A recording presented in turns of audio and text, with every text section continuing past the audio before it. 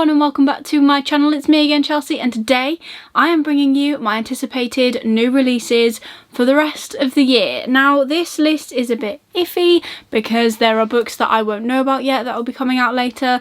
There will be books in this that are a little bit all over the place, namely the only book I've got in July has actually already released, but where I've ordered it from it isn't shipping until July, so I'll let you know that obviously when I get to that month. The only other thing I will mention is that I will leave Goodreads links down below for everything. My descriptions will be terrible. I probably don't know an awful lot about a lot of these books, but there you go.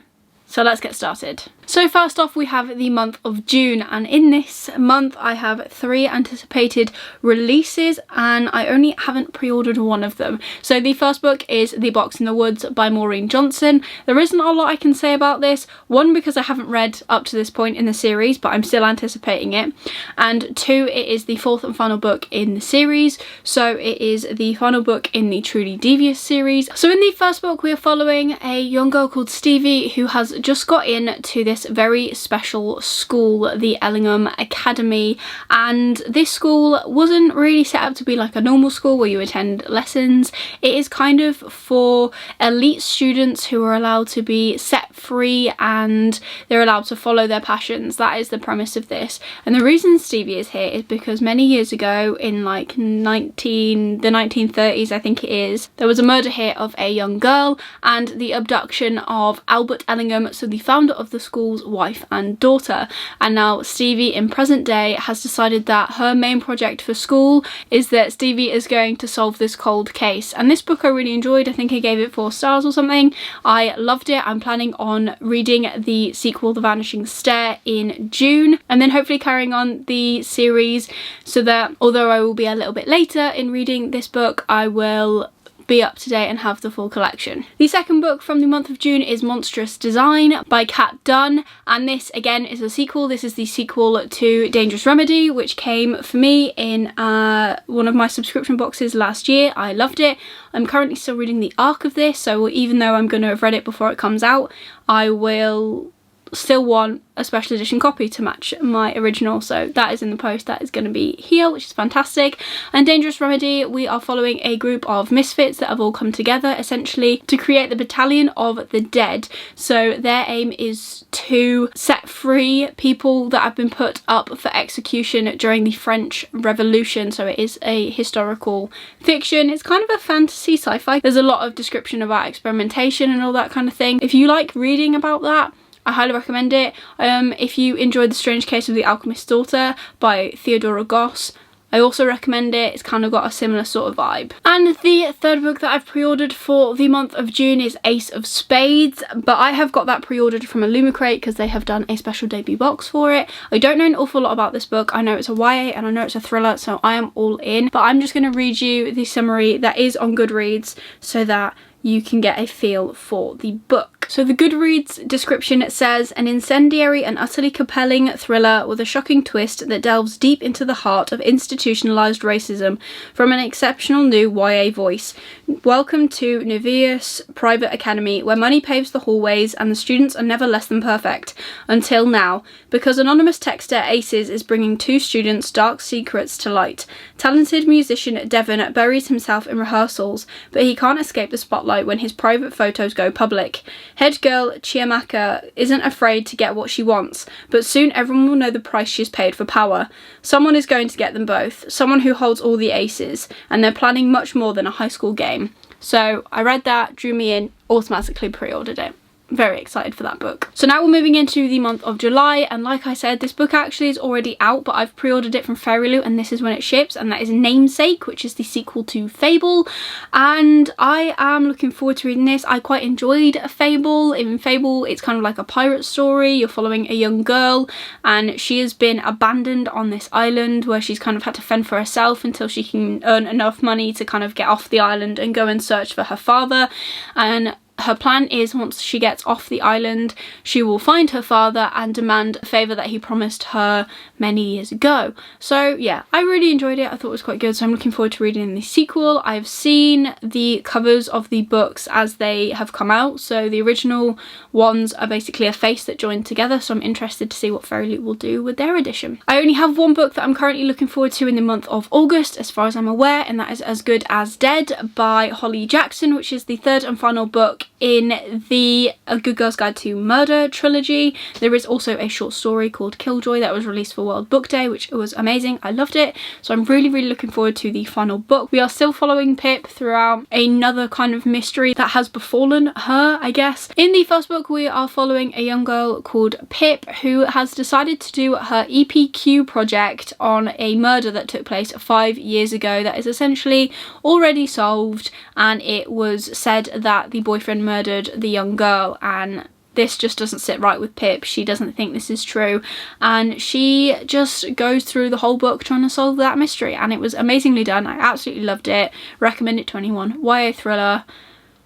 Fantastic. Now in September I actually have 4 books that I'm really looking forward to. The first one being Empire of the Vampire by J. Kristoff. All I really know about this is that it is about vampires. They are more dark and gruesome, which I'm really interested to see what he does and see if he sparks another vampire culture takeover that is what happened when Twilight came out. But I'm really looking forward to that book. We also have Once Upon a Broken Heart by Stephanie Garber. This is another book not set within the Caraval series but set within the Caraval universe, and I really enjoyed the first 2 books. I need to finish that series. It's another series that I just haven't finished yet, but I plan to get on it and read it as soon as possible.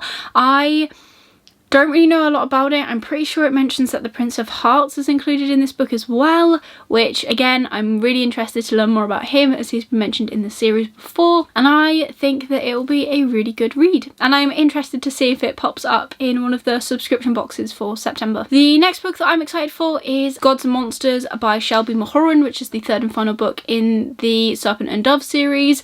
Again, a series that I need to catch up with. I still haven't read Blood and Honey. I haven't heard the best things, but I'm hoping that it's just because it is the middle book, and I find that a lot of trilogies suffer with middle book syndrome, where the middle book is just not up to par. It is just something about it, but the final book is usually the best, so I'm hoping that that's the case. But obviously Serpent and Dove, very hyped book. I'm sure many people know what it's about. It's about witches, there's magic, there's just so much intrigue. It's a romance I actually liked, which is very rare. I'm not a big romance fan, if I'm completely honest. But in the first book we are following a young girl called Lou, and due to very unseen circumstances and probably quite negative circumstances, she ends up being married to a witch hunter, and that doesn't work well when you are a witch. And the whole story is just, I thought it was really good. I really enjoyed it. I can't wait to read the third and final book. I can't wait to read the second book, if I'm honest, but it's just something that I am looking forward to. And then the final book that I'm looking forward to in September is Hawthorne Legacy by Jennifer Lynn Barnes. This is the sequel to the Inheritance games. Once again, a YA kind of thriller mystery kind of book. I am really enjoying the first book. It is one that I'm currently reading. It is on my currently reading shelf, as are many other books, if I'm completely honest, so I keep picking it up every now and again. I am looking forward to the sequel. In the first one, we are following a young girl who ends up inheriting a billionaire's estate, and she doesn't even know who the man is. So throughout the book, the family are trying to figure out why she was the one that was left the estate and all of his money, and it sounds as if it's going to get really interesting. So I cannot wait to finish that. I cannot wait for the sequel. I have a few months to catch up, so that's completely fine. But yeah, that is all the books that I'm looking forward to in September. And moving on to October, I'm looking forward to Kingdom of the Cursed by Kerry Maniscalco, which is the second book in the Kingdom of the Wicked series. I don't know how many books are going to be in that series. I'm not sure if it's going to be a duology or what, so I am looking forward to that. Once again, a book I haven't read, but I have many months until that comes out, so that's completely fine. And then the final month that I have got books listed in is November, and I'm looking forward to Girls of Fate and Fury, which is the third and final book in the Girls of Paper and Fire trilogy. Again, a series that I'm yet to pick up, but I have the first and second books on my shelf. I'm probably not doing this how you're meant to do this. I'm pretty sure anticipated books are meant to be books that you've read and then you just carry on the series, but These are books that I want to read and that I know I want to read. I just haven't got to them yet. So yeah, this is why all of my descriptions are probably terrible, because although there are books on here that I am looking forward to that are mainly sequels, I haven't read the first books. But the one thing I have noticed is that when the books are coming up, I kind of read the prequels and stuff beforehand. So that is kind of what I plan to do. I plan to, as these books are coming out, I will read the ones beforehand so that I'm not behind. I don't like waiting between books. I think that's my biggest thing. I don't like waiting between books, so I will put off reading the next one for as long as possible until I know when the next one's coming out, so then I just transition seamlessly.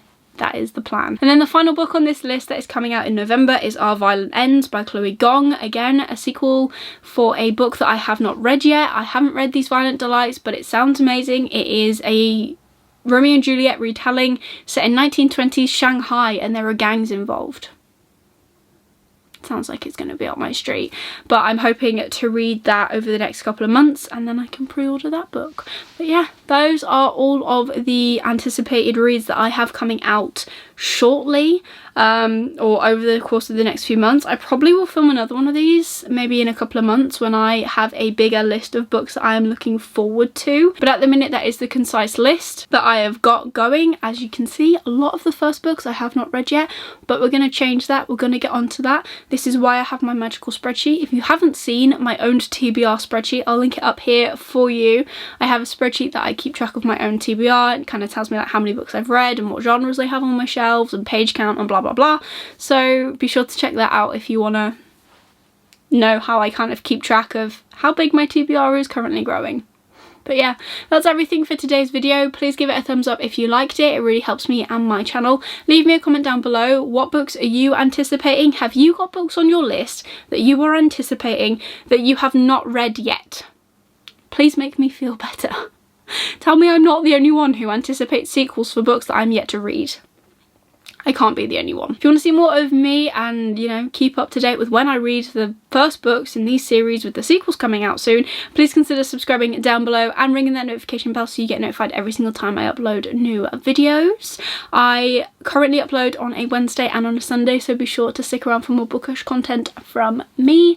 But otherwise, that is everything for today's video. I really hope you're having an amazing day, and I will see you soon in the next video. Bye!